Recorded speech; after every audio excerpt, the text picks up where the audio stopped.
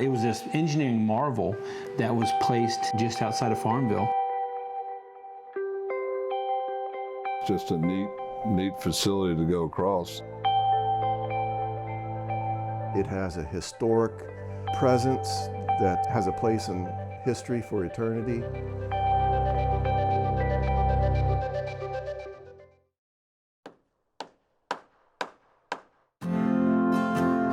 Actually, High Bridge was not supposed to ever happen in the initial concept of a railroad in Southside Virginia. What happened is in the mid-1800s, the residents of Farmville petitioned the Southside Railroad to bring the rail through Farmville. And they did that by pledging that they would raise $100,000 in order to build High Bridge. At this point, they were still using bateaux on the Appomattox River to get their goods to Petersburg. So you can imagine you're at the mercy of the level of the river as to how far you could go doing that. The railroad would make it so that they would have a more consistent means of getting goods and people to and from markets or to places. It did require a bridge that was going to be 2,422 feet long, and it was going to be 117 feet over the Appomattox River Valley. The bridge ended up being 20 large brick pillars with a tall, 17-foot tall wooden superstructure on top. Amazing, 21 spans. The piers were 112 feet apart on center. So you had 20 piers, 21 spans, because the last span has to get to the final abutment. They settled on the brick piers because of the superior quality of clay in the area to make bricks from, and it would only be a third of the cost as opposed to making all stone piers. Now the original bridge, it was more than $100,000 to build. It was $166,000, and it opened in 1854. The chief engineer, when it was built, he said there's bridges longer but not as tall, and bridges taller not as long. And with that, this is by far the largest bridge in the world. So that, the residents of Farmville really changed the course of history by bringing rail into Farmville, and it's had a lasting effect on the town.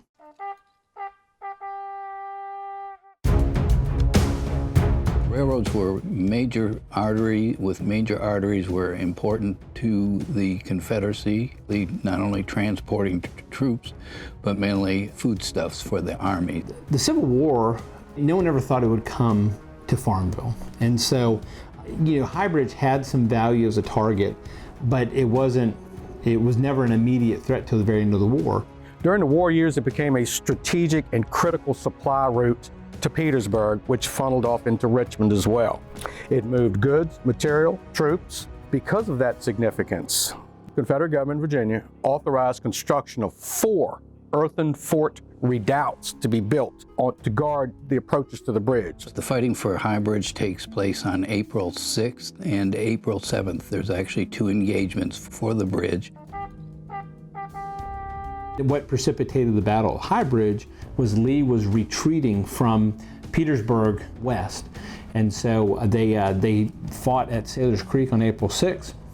April 7th, Lee's men get to High Bridge, and their order is to destroy the bridge and make it impassable. Once the Confederate Army did reach High Bridge, which was after the battle at Sailor's Creek on the night of April 6th, they began crossing through the night and into the morning, heading towards Farmville. And once they reached the western portion of the bridge and got as many people across as they could, they set fire to it and burned 4 spans of the High Bridge. So the Union Army was not able to use that in their pursuit of Lee's army.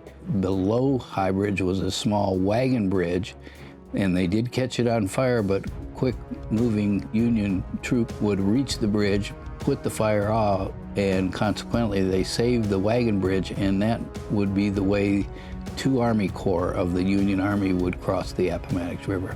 Grant's men captured that bridge, and it pushed Lee's men out of Farmville, and 2 days later they surrender at Appomattox. So the Battle of High Bridge is very pivotal to the end of the Civil War. So with the Industrial Revolution, we were moving from more of an agrarian society to industrialized, and the rail really helped transform that. And so the rail, it connected the community for goods and services. And so this is a game changer for Southside Virginia. Train station and the trains itself were an integral part of Farmville. And we used to have regular train service. That stopped probably about 1978. Pepsi commercial was done probably around the same time, 78, 79. That train went back and forth across High Bridge. It was an old train they brought in here. And they went back and forth across High Bridge, till they got it exactly right. But something is interesting. After the post-Civil War to the end of the 1800s, trains are getting more technologically advanced, and so they're getting heavier and longer. And what happens is that the original High Bridge was not designed to carry the traffic that it was. With the larger, heavier freight loads on High Bridge and the years of usage, the railroad became aware that they're going to have to come up with a more permanent solution than to just patch up the original High Bridge. The new High Bridge, the one that you walk across today, was a steel structure, and it was opened in 1914. What ended up happening is the demise of High Bridge as a railroad bridge. It started in 1916, and it started in 1916 because they opened the Belt Line, and the Belt Line was a railroad that it bypassed Farmville. It was pretty apparent by the late 90s, early 2000s that a rail through Farmville was not going to be needed. A lot of things transpired, with the railroad, but a lot of people are employed by the railroad, and it's an old part of our history.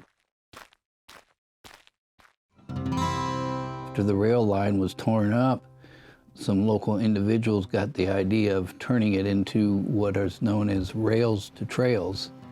In 2005, the abandonment of Norfolk Southern's railway through Farmville took place. In 2006, the 31.2 miles of abandoned track was donated to Virginia Department of Conservation and Recreation for the purpose of a state park. Now, the park was built in sections. They didn't just open it all at once. They gradually did different sections. The last piece of it was High Bridge, which opened in April of 2012. That was the last piece. So you're looking at a 4 or 5 year process to get the park fully open to the 31.2 miles that we see today. I think it was long awaited, and there's this expectation that this is something great for our community, and the public would enjoy it and would add a value to the quality of life, to the people that live here. With programmings, we do roughly 10 races a year on the trail. We do a lot of educational programs. So we do bridge tours with the bridge, explaining the history. We also look at the engineering of the structure. And then we have one really big event in the summer. It's a Firefly Festival.